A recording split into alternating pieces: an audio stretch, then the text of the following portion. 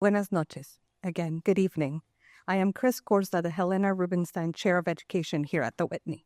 I'm a brown Latina. My pronouns are she, her, ella. I have short salt and pepper hair, red frame glasses, and tonight I'm wearing a huipil from my home country of Mexico and a burgundy skirt. I like to begin with a land acknowledgement. The Whitney is located in Lenape Hoki, the ancestral land of the Lenape. The name Manhattan comes from the word Manhattan, meaning the island of many hills. Our site lies near what was once the Lenape fishing and planting area called Zapocanican, or tobacco field. We honor the Lenape people, their history, and the ongoing presence of indigenous communities. As a museum of American art, we recognize the past exclusion of indigenous artists and are committed to making space for their voices as we build a more inclusive future. At a moment when Brown and Spanish-speaking communities are being targeted, it is powerful to come together and celebrate our contributions. Nearly 3 in 10 New Yorkers identified as Hispanic or Latino, and at the Whitney, we use the term Latinx, embraced by artists in our collection and scholars, to signal inclusion, fluidity, and belonging, while honoring the way many people may name themselves. We are very proud to serve bilingual audiences, already 15% of our visitors, through programs like Recorridos Familiares and this very one. As of July, this is a fully bilingual museum with all exhibitions translated from English to Spanish. It marks a big milestone for us. And thank you to all for being here tonight for this, The Land We Share, a conversation with artists. Before I pass the microphone to Marcela, who will be moderating tonight's conversation, I want to take a moment to acknowledge the contributions of our remarkable artists. Amalia Mesa-Bains is an artist and cultural critic whose work has been central in identifying Chicanx and Latinx art in both the United States and Latin America. Her work explores Mexican-American women spiritual practice, colonial and imperial histories, and the recovery of cultural memory and identity. She has published books and essays, including Domesticana, The Sensibility of Chicana Rasquache, Ceremony of the Spirit, Nature and Memory in Contemporary Latino Art, and Homegrown, Engaged Cultural Criticism. She is recipient of the 2022 Latinx Artist Fellowship and is a MacArthur Foundation Fellow. She deserves a wonderful warm applause.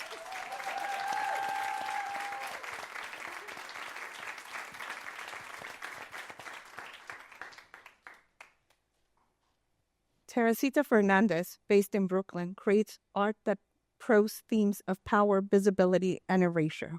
Her practice challenges how we imagine land and landscape, revealing the histories of colonization and the violences embedded in our definitions of place and identity.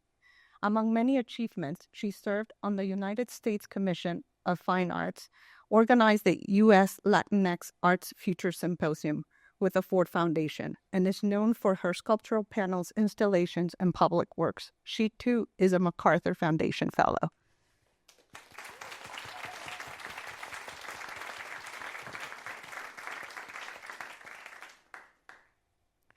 Leslie Martinez works and lives in Dallas, Texas. Their works harness color, materiality, and abstraction as powerful tools for radical imagination and world building. Their approach draws upon Rasquachismo, a Chicano aesthetic rooted in resourcefulness, stance, and style, while also incorporating a no-waste mindset in their materials and methods. Leslie is also the recipient of the 2022 Latinx Artist Fellowship.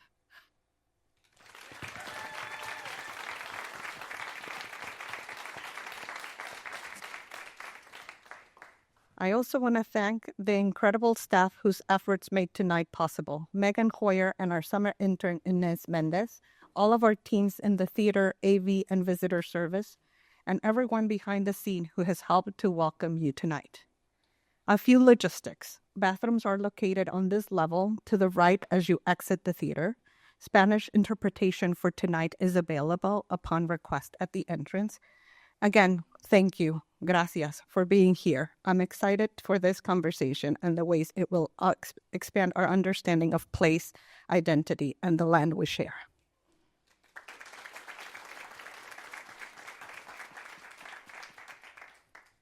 Thank you, Chris. That was a beautiful introduction, and you're such a great partner in, all of these ideas that I come up with, and my co-curator of Shifting Landscapes, Danny Goldstein, who's here, Roxanne Smith, might be listening to, yes, I don't see you, bud. You might be there somewhere. I wanted to kind of give a little bit of context to this conversation and how it came about. And I don't want to go too back, but I'll go back to 2020. Sorry. But in 2020, in kind of the middle of the pandemic, which, there was a lot of grief happening, obviously, during those times.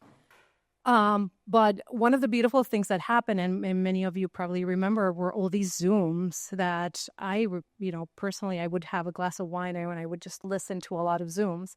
And there was one conversation between Amalia and Teresita. It was for the Phoenix Art Museum, December 10, 2020. It was part of the Lenhart lecture. And it was so amazing. And I thought, this is so beautiful. I want to bring this to the Whitney. I want to continue that conversation. I want to see it also visually. And with Jenny and Roxanne, we curated your work in Shifting Landscapes. And at the same time, I wanted to bring Leslie into the conversation because the first time I heard about Leslie's works was through Teresita.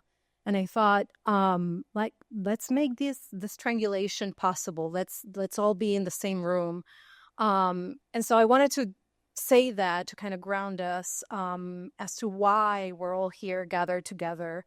And also talk about the ideas, that bring the three of you into the space, into Shifting Landscapes. Shifting Landscapes, if you haven't seen it, it's on the 6th floor. It'll be up until January 25th, 2026. But it's basically an exhibition that explores how artists' sense of place and belonging has shaped art in this country over the past half century, if not more. And the three of you, and maybe I'll add myself to this part of the question, the four of us represent different regions in the U.S.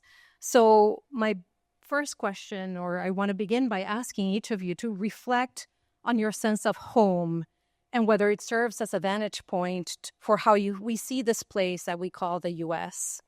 And I'll start with Amalia, because, yes, why not? Thank you, Marcela. I didn't know that that's how it started. Teresita and I have had many conversations since then. This is a time of displacement, as you well know. And I am the daughter of undocumented parents who came into the U.S. when they were children. They would have been dreamers had that existed then. They came with their parent, each of them singularly, and they grew up here and we were born here. So my home has always been California, the West Coast. And my real home is in ways a place in which I am a stranger. I grew up in a place in California where the names of the streets and the cities and the places are all in Spanish, but you're taught to speak them in English. And if you make a mistake and say them in Spanish, you would be punished. I'm in the first generation that was desegregated in terms of California schools in the Mendez decision that came before Brown and the Board of Education. So Mexicans were desegregated. I wouldn't say integrated, but desegregated in the mid-40s. For me, as an internal colonial, we often joke that we didn't cross the border crossed us. So my investment in the idea of land and landscape, gardens and places of home comes from that lens of being an outsider inside my own space. I think that my parents brought me into this life so that I could live out their dreams. And I want to share a quote and that bell hooks, always used. And when we met, I already knew the quote. But as I knew her better, I saw that she lived the quote, and I had lived the quote. And the quote is about home place. It's a place of resistance where one can be affirmed in our minds and hearts despite poverty, hardship, and deprivation. Where Black people, and I insert brown people, women, could recover their wholeness. It was a space for restoring dignity denied in the public world. And for me, that's what home place is. That's what home is. And the Chicana movement was my second home. I was born into a family, undocumented, but I found my legitimacy, my place, my papers, as it were, in the movement. Thank you, Amalia. Thank you. And that reminding us that the Chicano movement, that activism can also be a place of home. I think it's really powerful and something that, I at least myself, I'm going to spend more time thinking about that, especially during these times. Teresita, you've said a lot in past conversations that we've had and in public lectures about the idea of place as a noun and a verb. I think it's very important. And you yourself have talked about how before you start a work, you think about where you are and more importantly, perhaps where the viewer is. Can you tell us a little bit about, your own sense of home? Yes. So I think, and it's a great counterpoint to Amalia's very sort of intimate idea of home, because I think sometimes because the idea of place is such a central sort of conceptual premise in my work, I sort of ask myself, where am I? Where am I? Historically, socially, politically, racially, what happened here? How does it exist in our imaginations? I think sometimes it's useful to sort of like pull the lens out and look at a macro view of what this question offers us. And so when we think of, so that we could have different ways of thinking of home that aren't necessarily narrative or biographical or autobiographical. And so when we think of the word, for example, ecology, ecology is the study of the way that organisms affect one another and the environment that they're in. If we think of the word economy is the management of the home, because the prefix eco actually means home. It comes from the Greek word, or Greek term oikos, right? It means home, household. And so there's something, there's this way in which we kind of divorce this idea of like place and landscape and human beings. And the idea that ecological terms are actually rooted in the same notion as home is really important to me, because in many ways, the landscapes that we inhabit are also psychic landscapes, and they are the way in which we are able to understand ourselves and ourselves in relation to one another, rather than just a kind of physical setting for something to take place. Thank you, Leslie. And I'm thinking, pivoting from what Teresita just said, and it makes me think also about emotional landscapes. And I think in your work, if you can tell us, taking the question, but also, about your work and how, I think the colors just say so much. I'm thinking also you've been seeing images of Leslie's show at PS1, which is a very different kind of body of work from what's in Shifting Landscapes. Yeah. This working? Yes. Okay. Home to me is it's a place that I was born. I was born in the Rio Grande Valley, but home is also a place that I was taken away from at a very, very early age, a baby. We were moved to Dallas, me and my twin sister, for economic reasons. And as a result, we were always kind of going back to be able to sort of maintain the tether to the root, the land, and where we all came from. Like my entire family lineage is lived in the exact same place forever, before the history of this country, before Mexico even existed. And we've held on to that. And one thing that I experienced that has sort of shaped my relationship to the U.S. and to the work I make is the destabilization of being from the United States, but being from a sort of sliver point in the middle that is sort of still the United States, but requires you to cross a checkpoint and continuously sort of announce your citizenship, or how would you say that? Like, express that you belong. And to do so in a way helped to form a worldview, or form an awareness of a double consciousness of whether you're convincing to these authorities who are putting a flashlight in your face and interrogating your existence just to be able to go home, has just led to so many questions about a relationship to the United States that is sort of about being ripped away, I guess, and returning in kind of this perpetual cycle of attachment to the sort of ancestral home base and what was the separation, what was needed to escape. So,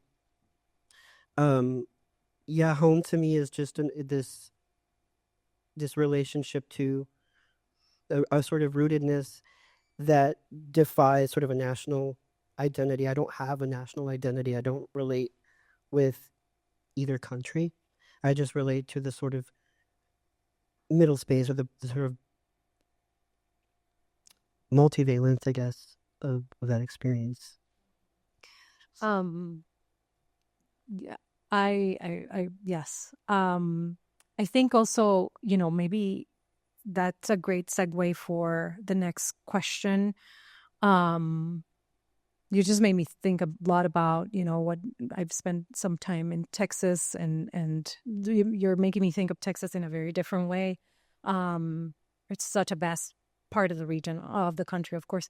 But and maybe we'll even start with you, Leslie, because I think the next question I had was about, like, thinking about something that I think it's the three works have in common, and that's kind of the idea of things that are hidden, of concealment, of subterranean, which is something I think, Teresita, you speak a lot about. So basically anything that is kind of laying beneath the surface. And so I wonder about the role of concealment in each of your works, and even concealment is a word that it's part of your work that's view. So maybe, can you tell us a little bit about what that means for you, and what role it plays in your work? Yeah, concealment is something that's really important in the ways that I construct the work, and the sort of processes of, taking materials that are sort of whole, chopping them down, making them whole again, chopping them down, and recombining. And the sort of role of concealment in the work has a lot to do with the edges of fragments, and sort of not allowing a particular fragment to show all of its edges on one plane. Part of the sort of materiality of the work has to sort of appear to be submerged or emerging, and that particular question of which one is it is one aspect of the work that also interplays with the role of color as a not just color, but different densities of space itself. And part of the concealment is the sort of how you make the image plane go under and over the physical plane. And so it's this like, I'm always trying to replicate the sort of destabilized confusion of my existence. I think Gloria Anzaldúa has,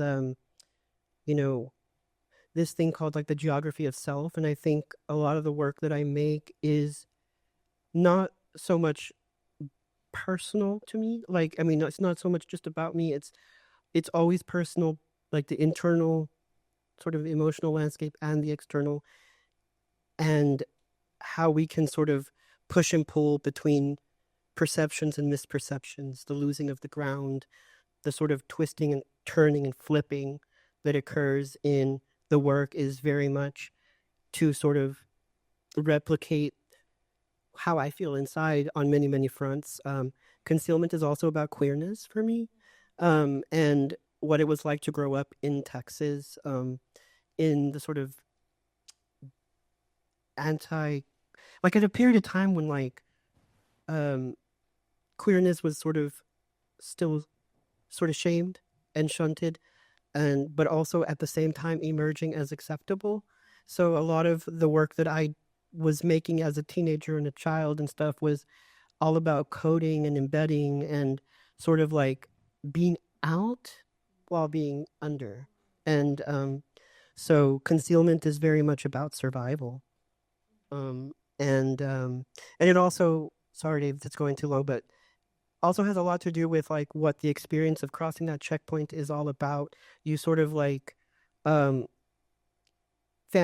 about smuggling things, like how would you do it, you know? And so how do we evade and how to, you know, yeah, I'm very interested in those ideas. Yeah, and I think even those gestures that you were pointing to and what you do with the work is so much about the act of painting. Like it's not, again, and I think you just said this, it's not, you know, this disconnected thing from the work. It's not my biography's here and I'm putting it, but it's the act of painting. You know, if the brush can do these gestures, you're also doing that with the materiality of your work. So it's very indexical in that way, it feels to me, and it's about the process and the materials. And I think, Teresita, that ties into your work. You speak really beautifully about, you know, what makes the work. Is the work or... Yeah, I mean, I often speak of material intelligence, right? This idea that like the material is not neutral. It already is part of the landscape. And it's a really core idea to how it is that I make things and how I conceptually develop why I use a particular material. So, for example, the one image that's been in the slides of Viñales, Mayombe, Mississippi, and the whole Viñales series, it's based on a piece of malachite from Central Africa, from the Congo region, and it's being used to depict or make a reference to the Viñales Valley, which is a place in Cuba, rural valley in Cuba, and I'm really interested in how, when I talk about landscape, I'm almost never talking about a kind of framed vista or like what it is that you see, but rather what it is that you don't see when you look at a landscape. And so that material was really important because the Viñales Valley is full of a quite extensive cave system that where indigenous people lived before colonialism, and also where a lot of enslaved peoples from surrounding plantations would use them for sanctuary, for hiding. And so the fact that it's a piece of real malachite from Central Africa is really important, right? And it's connecting all of these different things, and it's a kind of simultaneity. So it's many places at once. But it isn't a picture of the landscape, and it isn't a symbol of the landscape. It's actually a piece of a landscape, as most materials are. The piece that's in the show, in Shifting Landscapes, is called Fire America, and I did it in 2016, which I think is important. I probably would not make that work now because it would be redundant. But in 2016, I was thinking about these ideas. The United States is the only place in the Western hemisphere that uses the word America in the singular, right? And in the rest of the world, really, but in the rest of the hemisphere, it is plural. It is the Americas, right? Las Americas. And so I started this body of work in late 2015, 2016, that touched upon these ideas of American identity and sort of like who, you know, the sort of slippery quality of it. Inherent in the material of the piece is also like an image of a burning landscape. It's made with glazed ceramic. So again, there's this sort of self-referential quality to the image of the burning landscape and the material, right? So it is made from clay, basically taken from the ground, that has had glazes, which are made out of minerals and metals, and heated in a kiln at a very high temperature, right? So it's like I'm burning a landscape. I'm making an image of a burned landscape by burning a landscape. And there are these sort of like very circuitous, self-referential material intelligences that are kind of embedded into the image. And in that way, again, it isn't really a symbol of something, right? It's like it's not. Sometimes there are some metaphorical references, but there's a way in which the kind of sensuality of the material and the matter-of-factness of the material brings in a component that I'm collaborating with that goes beyond what I want to say myself, right? So there's a kind of collaboration, I think, with the material. And one last thing that I'll say about that is that, the body of that piece and that body of work was, a lot of it was really about American violence and how it is that the idea of violence shifts depending on who's telling the story. And so we often think of fire as being a pejorative thing, a dangerous thing, a negative thing, a violent thing. The piece also is always referring to traditional slash and burn techniques used by indigenous people, which was a constructive thing. The Americas were not empty virgin landscape wilderness when Europeans arrived. They were places that were cultivated through slash and burn techniques and managed by indigenous people in really sophisticated ways. In many parts of the world, it's still done. And so this idea of this burning landscape could suddenly take on a kind of constructive, generative quality seen in one light, but it can have this sort of destructive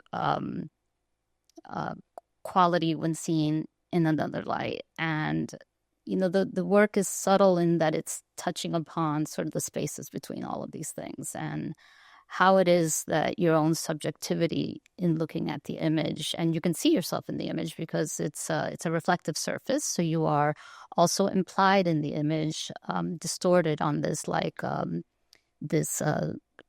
glossy vitreous surface of the ceramic. Yeah, I was just going to ask you about that. I think this idea of the material intelligence also ties into ancestral technologies and the slash and burn technique. It's all very much related. And I love that you've ended right now talking about the reflection. That's something that visitors have told me that it's kind of a nice surprise to see yourself. It's kind of a mirror. It has that effect. And visitor service people here working, they also appreciate that they see themselves reflected, and it makes them, you pause and you think, how am I connected to this? How am I implicated in this story? And mirrors also happen a lot in your work, Amalia. And, you can take the question whichever way you want to go, okay. But maybe at some point talk about mirrors. Because my work has stories in it, narratives. People often don't pay attention very much to the form and materiality, even though that is what drives so much of how I tell the story. And, I've had a long career, 60 years of making. And in that 60 years, I have changed and my work has changed. So I began with altars and sacred rooms because that was what was required of me in the movement. We were sharing spaces, and those spaces had to be both indigenous and spiritual in order to reclaim our place, either through the source of a Mesoamerican identity or through the source of an everyday identity.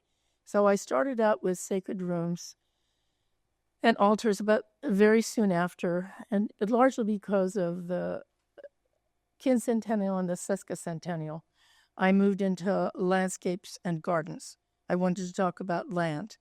And from there, I was led even further into the idea of the history of all of that land and landscape, that innocent spatiality that the world pretended in order to take it. And that took me into libraries and laboratories. And so those are the forms that over the years have brought me into the making and the material identity. I like your word intelligence, because I do think that the material drives you in a certain way. It talks to you. It tells you what it wants. And in some respects, I've worked my way through a kind of interstice or an interzone, I don't know how to look at it, between opposites and dichotomy. So I'm sometimes sacred and secular, spiritual and sensual, intimate and individual, public and private, and memory and amnesia. And so those opposites overlap. And so when you asked the question about disguising, I realized my disguises are a revelation. That's their purpose. I want you to figure out something that you didn't want to know, and I want you to know. And so I think a lot about, and that's partly my life as a scholar, my interest in the words of other people. And I was moved forward by people like Walter Benjamin, and particularly Edward Soja. And Soja says how relations of power and discipline are inscribed in the apparent innocent spatiality of social life, how human geographies become filled with politics and ideology.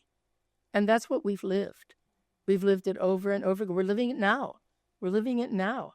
You know, when that border wall was being brought back into life again, they dug up the graves of the Tohono O'odham.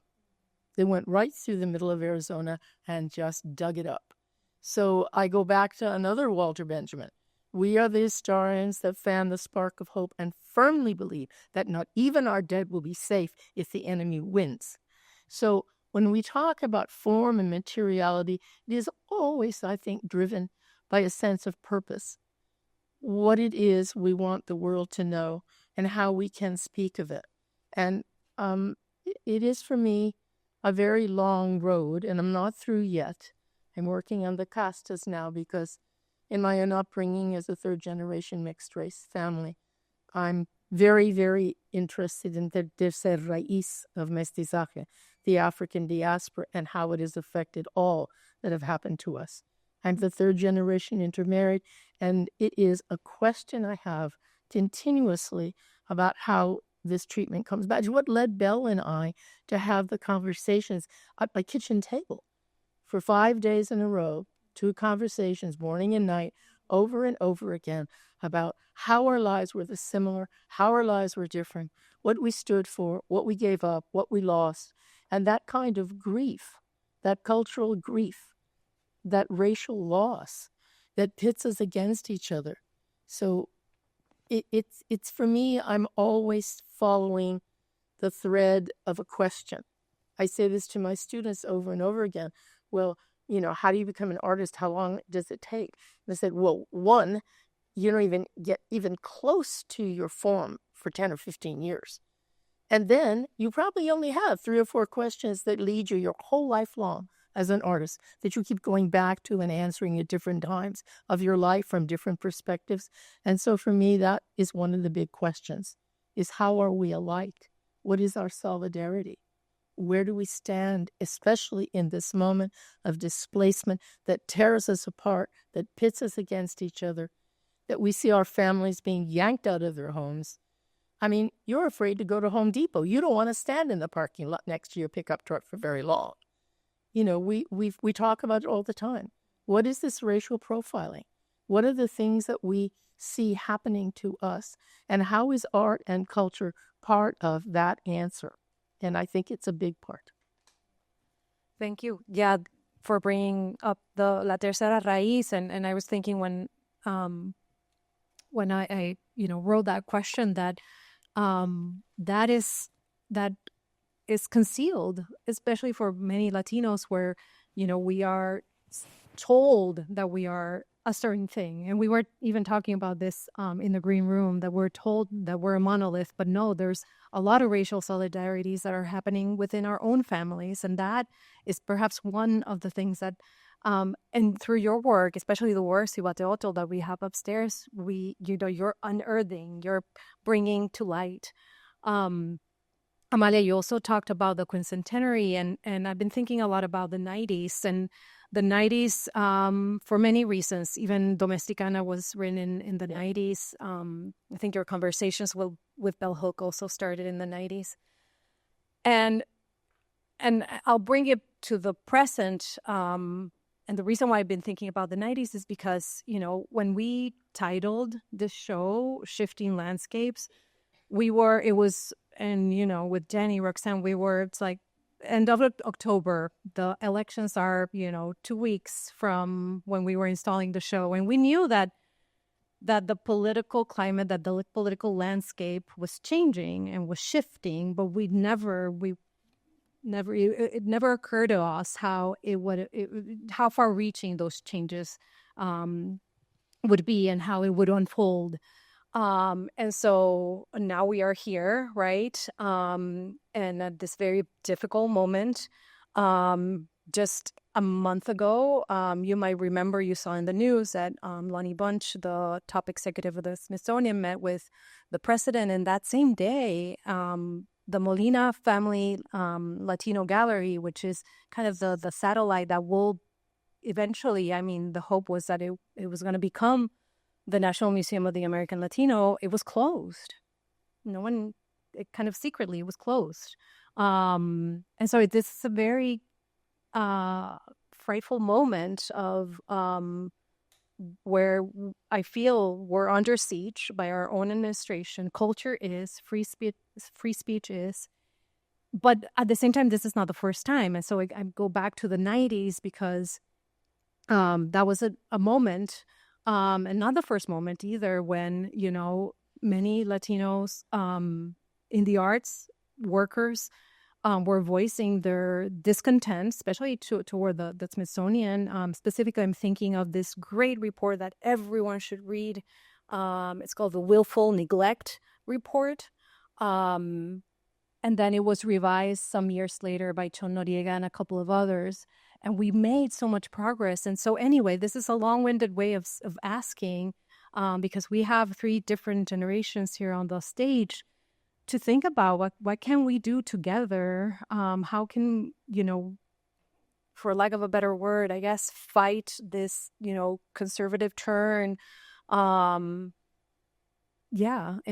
think about, what it's such a shame that we've done so much and we're back to, what was happening decades ago.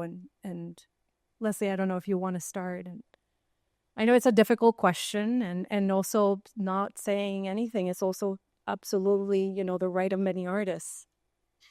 Well, I think one important thing that, as an artist, and my relationship with the two of you over the past 5 years has taught me is, when you feel this rage, this sort of shrinking and silencing, this sort of desire to manifest yourself in a very concrete way, to say that you exist. Very often you get pushback, and you can get shrunken back down. And I think there's these waves of emergence are always met with a repression, and there's always this sort of tension that I personally feel throughout the generations. One thing that I really think a lot about is Laura Aguilar's photograph, in which she stands in front of what museum, I don't remember what the story is particularly, but she's holding a piece of cardboard that reads "Will work for access." And throughout the sort of struggles of coming out of my MFA program, at a period of time where it really felt like there was no room and space for a lot of Latino artists, Latinx artists, like it was sort of like coming to the fore that there was a big problem again. And I remember the way I felt at that time, very much swept away, ignored. When I've come out of this MFA program and I'm ready to go, I have all this energy and fire, and it's when I met you, and then sort of you teach me that we have to sort of consider ourselves as part of a huge thread, and we got a back stitch and we got a forward stitch, and continue to sort of bring younger people in, talk to them, and to remain connected with our elder artists who have already been through this before to describe what it felt like and how they survived it. And so it's truly, in my opinion, just remaining hopeful and connected in a way, sort of, if that means going sort of underground and supporting each other in that way. But also, there's also the aspect of capital in the art world and in the sort of art sphere, and there just needs to be a lot more support to get us out of the sort of shadows. And because if people with that kind of power also feel the pressure to retreat, then where do we really go? We have to sort of all meet and continue to concretize our existence, because like my family has been here since before this country ever existed, but yet I'm always asked, when did you get here? And I'm constantly sort of reminded of my sort of dislocation or misperception of non-belonging. So I think we just have to sort of continue to band together. Last bit, sorry.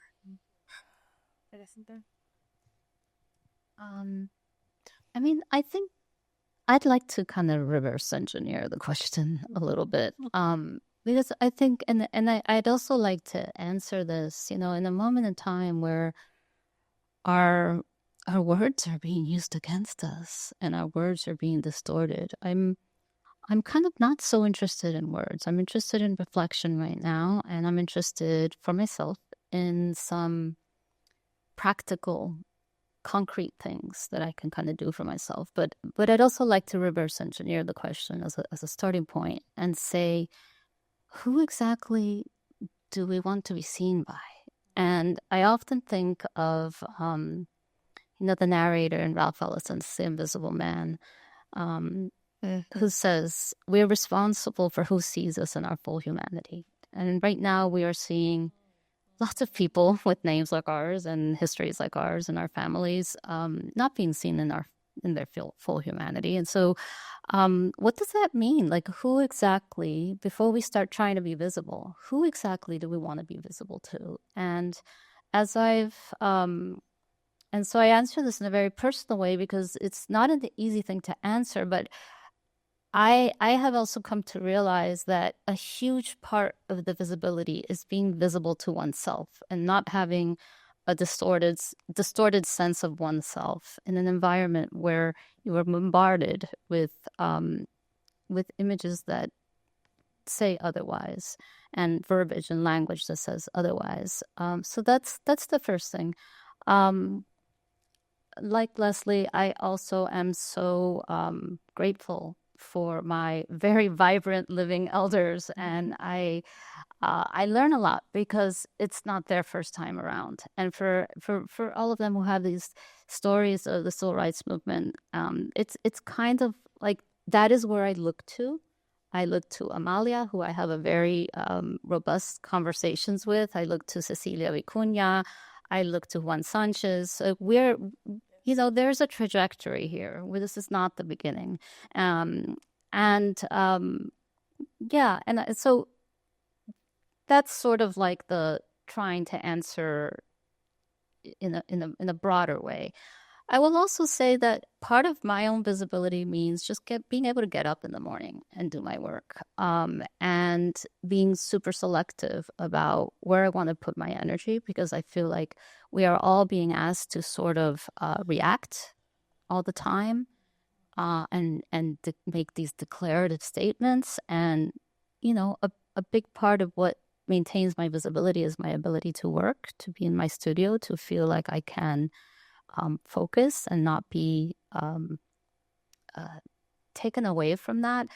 From a more practical point of view, I have always been, but now more than ever, very focused on content and on creating concrete, documented content, whether it's in the shape of permanent artworks, public artworks, works that live in the public realm, either indoors or outdoors, artworks that are part of infrastructure, as well as documenting, my own writing and producing books. So I just finished a 400-page book on an exhibition that I did with Robert Smithson. Why is this important? It's important because the history of land art has customarily excluded everyone except a very select few people.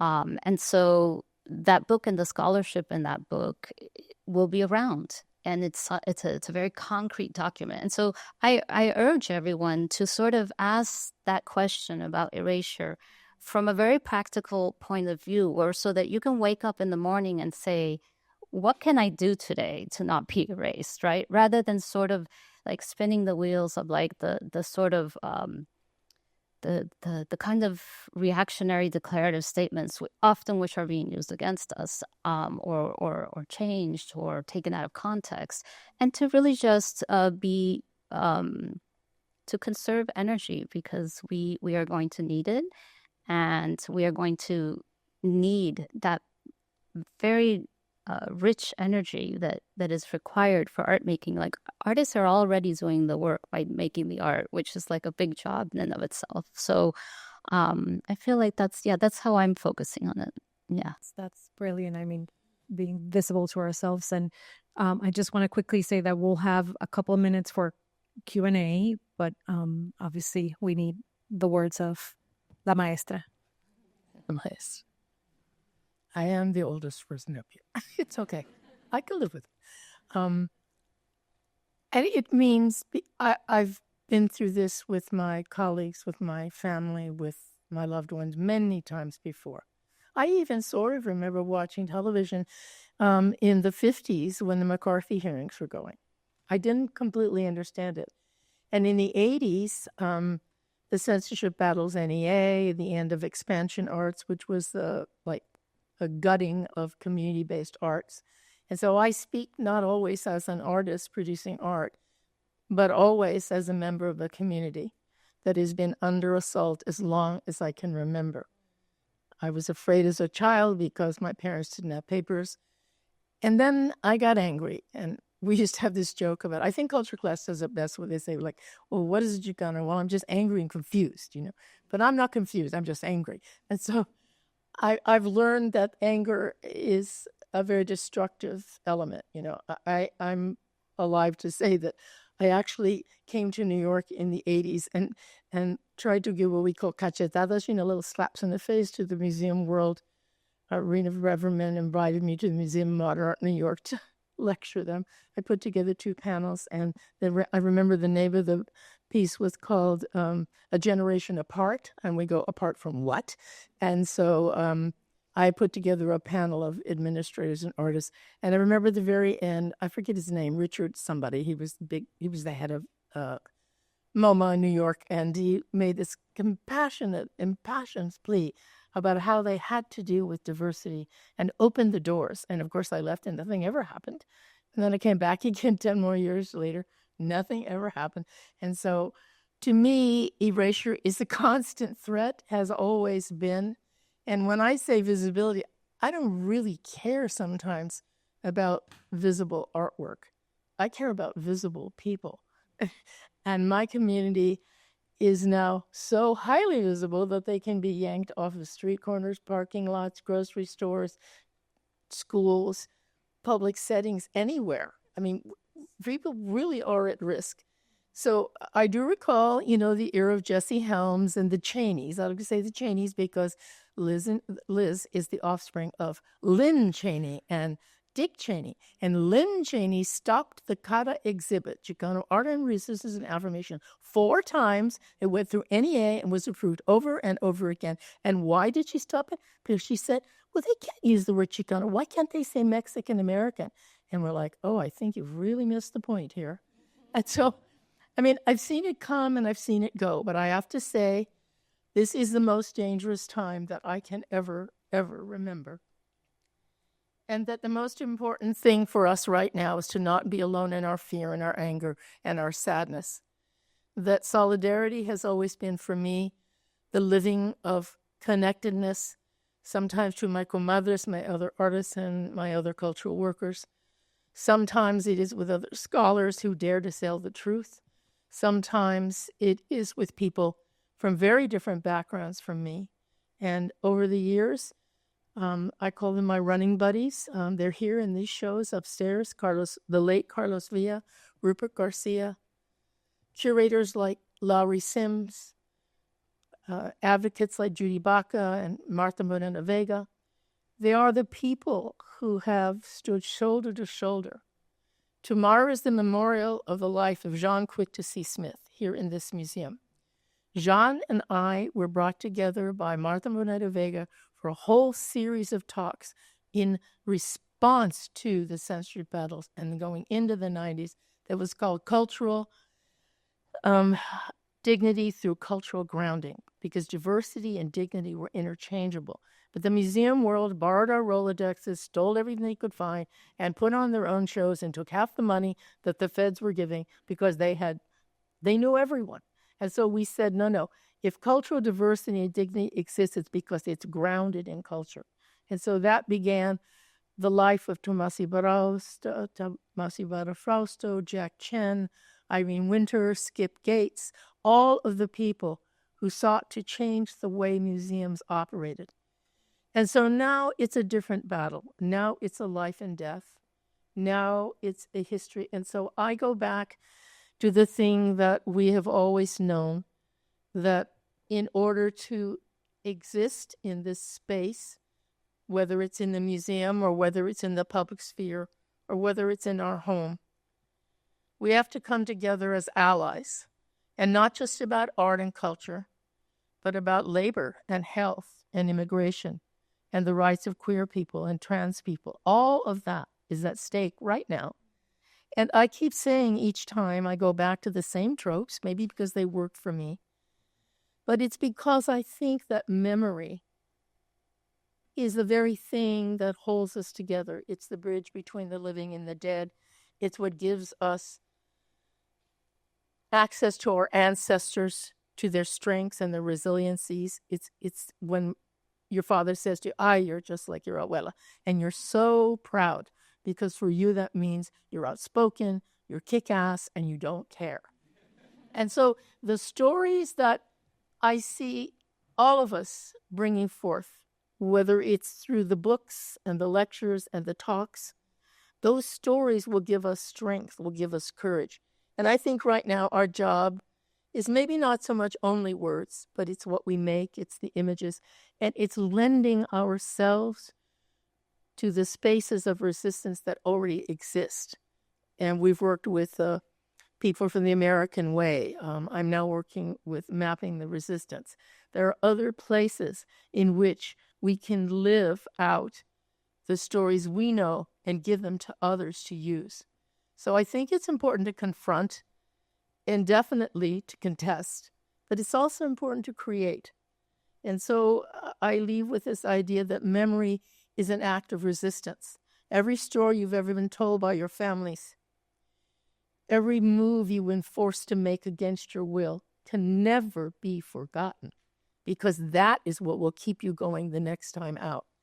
I remember when I met you for the first time, even though we were both MacArthurs, it was when you were converging around the Latinx, and I met you at your public art piece, the Fata Morgana, and we talked about what it was like for you as a younger artist, not emerging, you were quite established, but how angry you were at that time about the erasure of some of the work that you did that was so important and wasn't being acknowledged.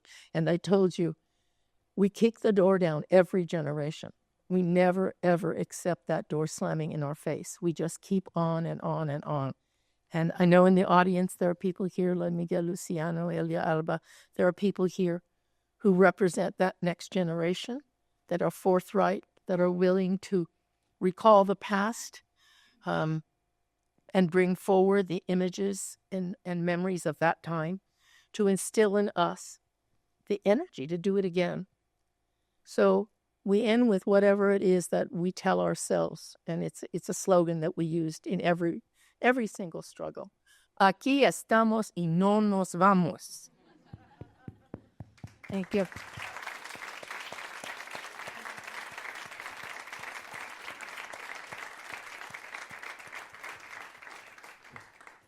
Thank you, Amalia. This is a great place to stop. And I see people moving with some microphones. And I think we have time for one or two questions. I'm also looking at Megan, who will tell me if two questions. Yeah, I see.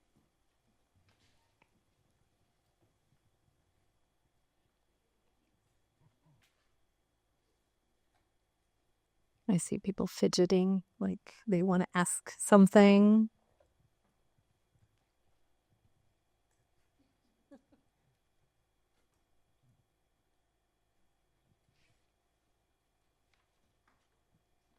Do you find that there's any difference in the relationship for men artists versus female artists in this area?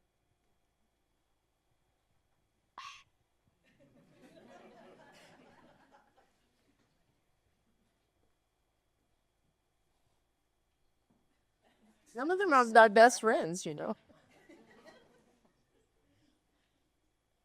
I usually I talk about resistance usually because I talk about women and people of color. I am of the generation that confronted the power of white men in the art world. And that's changed a lot. And whiteness doesn't mean that you're anti-anything. Some of the great allies that we've had over time have been white men. But I think about it, and most of the white men that have been my advocates have all been queer. And that's the truth. C. Brown and, gosh, I just think Philip Yenowin, Bob Bishop. When I came to New York for the first time, they were the ones who took me out and introduced me to people. So I don't have a really good answer, except that I know that it is different. I think it's changing, but not fast enough. It's a difficult question. I think inclusivity is inclusivity. And if we are going to ask inclusivity of anyone, inclusivity is inclusivity. And I see another hand. Hi, thanks so much for this amazing conversation. It's great to see you, Leslie.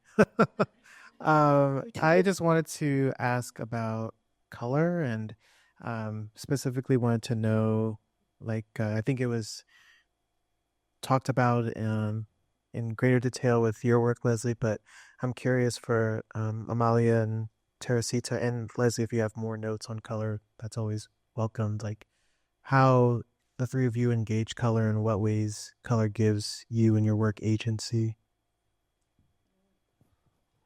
I guess I can start. Hi, thank you. Thank you for the question. Colors is always such a hard question for me to answer. I don't know why that is. Maybe because color is so sublime. And it can be used in so many different ways. The way that I use color in my work is to it's not just color, it also has its own materiality and its own material presence. Color has density and it has space. So color sometimes is the relationship between two colors in sort of a very like Joseph Albers kind of way is guiding you through the space and through the perception and misperception of what is the ground, what is the sky, and what is the plane. It can be used in ways to trick your mind between perceptions of space, but also in perceptions of substance and viscosity. Even like there's so many different ways that it sort of functions as a building block that is almost not necessarily different than materiality.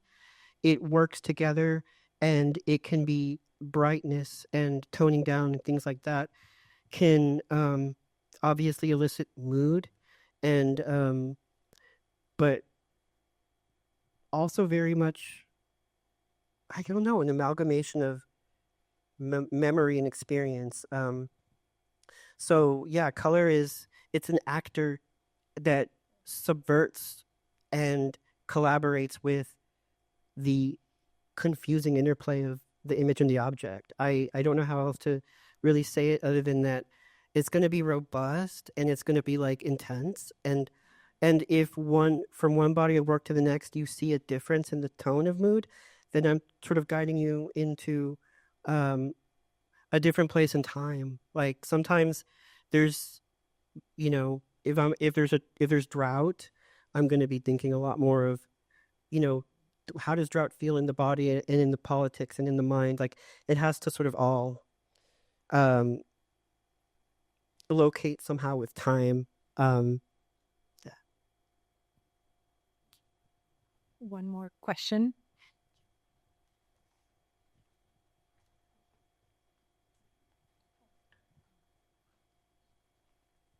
Hi. So my question was more specifically related to Teresita's work, but also, of course, for the other artists as well. Just wondering if you feel like there's a big difference as far as your research, the way you're thinking about your own work between public artworks and, something that would be in a museum or another installation type of space rather than outdoors or where people are interacting with it that maybe have no idea what it is. Well, there's some different logistical differences for sure, but the common denominator is a kind of intimacy that's elicited from the viewer, and the bigger the artwork is, so the more public and monumental it is, in my mind, the more intimate it has to be, because we have a way of sort of flattening out this idea of public art, like everybody sees it the same, or it's just like a big old thing. But I'm really fascinated by the idea that each individual is like a public, like a separate public, right? And there are some ways in which scale affects, like how it is that something very big becomes intimate, or how it is that something small becomes monumental.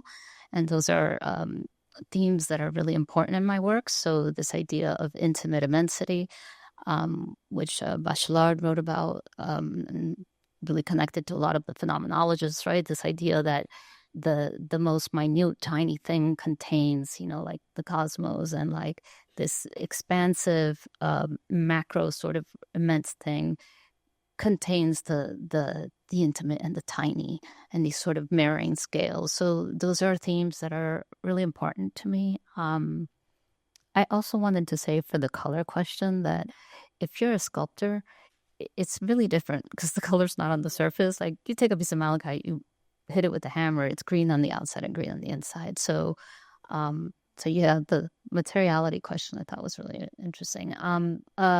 But yeah, I hope that answers your question. I think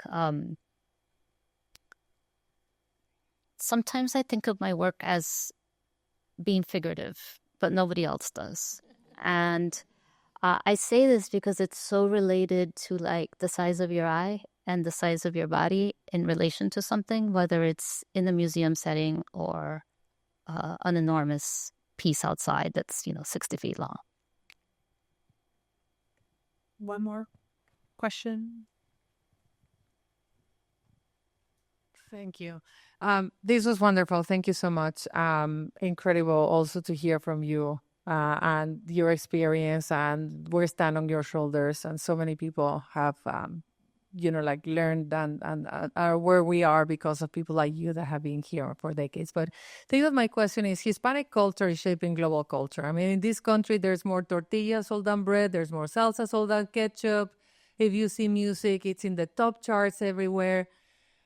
And when you did La Vida Americana here many years ago, I thought it was going to be the beginning of mainstream of, figurative art and art in general. But I just don't know whether you feel that your art has been mainstreamed already, the way that, music and food and other pieces of Latino culture have been in the country. And I wonder why, and if you would have a wish, like how would you like to see this in the next 5 years? And what would it take? Well, I have to say, because I've been at it such a long time, that I didn't have my first retrospective until I turned 80. I'm 82 now, yes. And I had only 3 solo shows in all those 50 plus years, and they're very, very small. So I don't think that we're mainstreamed yet. And I was talking about it earlier that I used to say that if Latinos were looking to issues of identity through the world of the museum, they would have amnesia every 10 to 20 years because we get rediscovered. And I was there for probably the one starting in the late 70s on. So I remember them. And sometimes we'd be brought in and then we'd be, rechazado out again and then back in again and then back out again. And so I think the really important thing is not so much the mainstreaming, but that we live for our own communities, that they have a sense of pride and a sense of understanding and a sense of belonging through us. When the Chicana movement first started in the 60s, our premise was basically that the art world was an elite system of which we are never going to be a part. And we built our own system, and that system was anti-elite. Well, over time, that changed. By the 80s, we were crossing over, as we called it, but it would be only intermittently. But the value of the work we did was through our community-based organizations, and I think of all the losses that we've had, those are the greatest. Long ago, I met Amiri Barake, and we were working at that time. I was a commissioner of art for the city of San Francisco, and I was working on the founding of the Center for the Arts at Yerba Buena Gardens. And at that time, we thought that that would be a reflection of the diversity of our communities. I was the last one standing in a long line of 20 years of community-based organizations trying to get a foothold in the mainstream in San Francisco. And what I recall that Amita said to me, because Martha said, "Oh, Amalia, you're so silly. You know very well they're never going to let us in.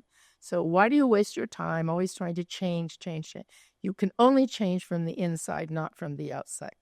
But she said, "But I'm going to help you anyway." So we had this conference, and she brought Amita, and Amita said that we didn't have to choose between our own institutions, our ethnic museums, our cultural centers, and the mainstream. Because the mainstream represented democracy. We pay our taxes. And our institutions were the sign of our self-determination. And we had to have both. And we were owed both. And we had to demand both. Self-determination and democracy. So I never give up the mainstream, and this is a very big moment for me, I have to say. Marcela has been very generous and a great advocate, along with people like Carmen Ramos at the National Gallery. Every place that my work has been collected in the last 4 years, and that's the only time it's been collected. One piece collected at the Smithsonian as a result of willful neglect. Alicia Gonzalez's Speaking Up Then brought willful neglect to the surface. And that was in the 90s, and they collected my Dolores Del Rio piece. The only other big piece ever collected since then was 2018 or 19, and that was Mari Carmen Ramirez at the Museum of Fine Arts in Houston. But when the retrospective showed, Museum of Modern Art of San Francisco, Maria Castro. A piece at Museo del Barrio, Susana Temkin. The Curanderas Botanica National Gallery, Carmen Ramos. Let's see, what's the next one? Oh, Olga Viso at the Phoenix Art Museum, Queen of the Waters. So you see, if our people are not in there, if people of good conscience, people who are allies, people who are paying attention to the depth of culture in this nation, it will not happen. I remember, I tell you, I'll stop soon. I got to tell this one story. It was 1991.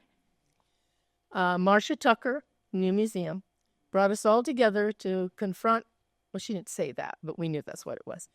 The Association of American Museum Directors in 1991 at the Art Institute of Chicago, And she wanted us to talk to them about how to change museums. They made a book out of it after. So we got up there, and it was Tomasi Barafrasto, Irene Winter, Skip Gates, Jack Chen, and I believe myself. I think that was the roster. It was a pretty good roster. And we didn't even say anything terrible. I told them how to greet people, Encantada, a sus órdenes. It's simple, Be enchanted.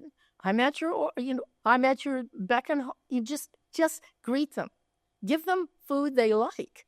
I mean, make artwork visible and accessible to them that reflects them. It's not rocket science. So we get up there and we tell all these things. And I am telling you, it was the worst experience of my entire life. I used to say if they had a basket of rotten tomatoes, we would have been ketchup. Because one by one, the oldest, most powerful white men got up. Rusty Powell wasn't there, but he could have been because there were so many others. And the women that were the consultants who were running the breakout groups, they left in the middle of the day in tears. They said they had never seen so much hostility in any place. And 25 years later, they had the nerve to invite me back so they could show me how much diversity had occurred. And I looked out at that audience and I thought, there are a lot of women. This is really good. But they were mostly white. Yeah. And it was a handful. So I'm saying to you, it takes a long time for the changes to be made. Marcela Guererro, the acquisition of, I call her the big girl, but the Cihuateotl in the gallery on the 6th floor. None of those pieces would have ever gotten into any major museum if there was not another Latina there to not necessarily be in charge, but promote. No, it is the way it is.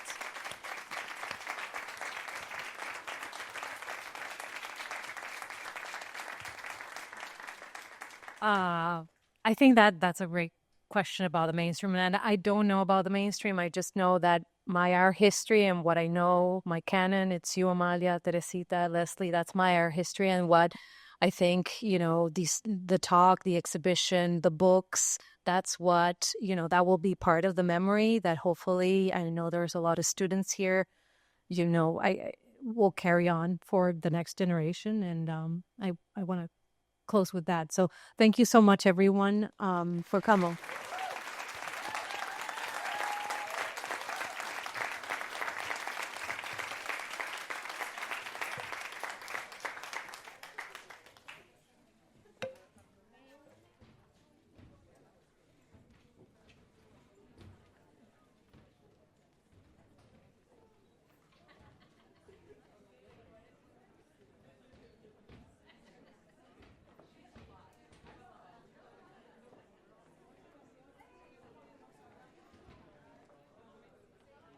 Yep.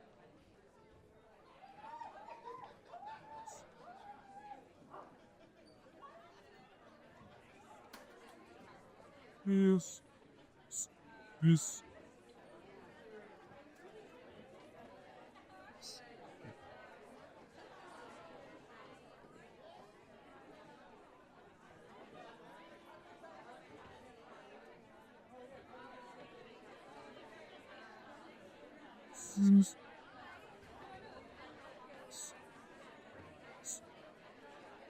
Please.